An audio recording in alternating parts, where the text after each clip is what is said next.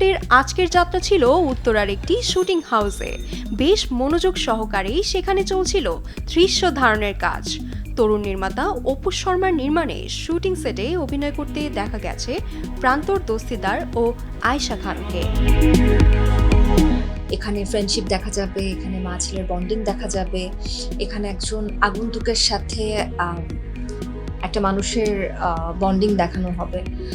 খুবই সিম্পল একটা স্টোরি, জটিল কিছু না, কিন্তু স্ক্রিপ্টটা আসলে খুব ভালো। আমাকে একটা বলতে গেলে মানে নেক্সট ডোর বয়, যে একজন এজেন্সি ওয়ার্কার, এজেন্সি গায়, এবং যে হয়তো একটু নিজের সাথে নিজে থাকতে পছন্দ করে, সে কারোর সাথে কানেক্টেড না।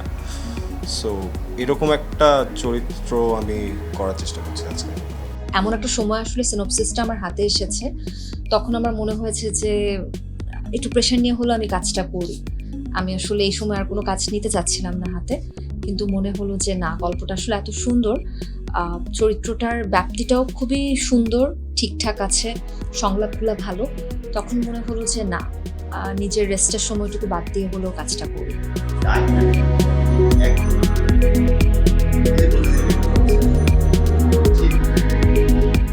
প্রথম কাজ ছিল ম্যাক্সিয়া, সেকেন্ড নাটক হচ্ছে সন্ধ্যা নদী জল। সন্ধ্যা নদী জলে অভিনয় করছে প্রান্ত দস্তিদার, আর সাথে আমাদের খুব কাছের আপু আয়েশা খান। আমি সবসময় চেষ্টা করি গল্প বলার, তো সেই জায়গা থেকে যদি বলি এটা আমার সেকেন্ড একটা পছন্দের কাজ বলা যেতে পারে।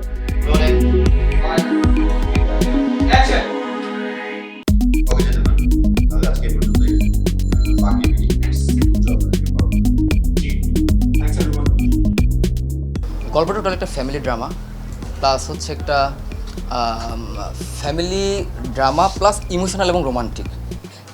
সো আসলে আমরা নাটকের সচরাচর যে গল্প দেখি তার চেয়ে একটু ভিন্ন জনরার গল্প হইতে পারে এটা, যেটা আমরা রিভিল করতে যাচ্ছি না। এটা দর্শক যদি দেখে তখন বুঝতে পারবে আসলে গল্পটা কেমন বা তাদের কেমন লাগতে পারে।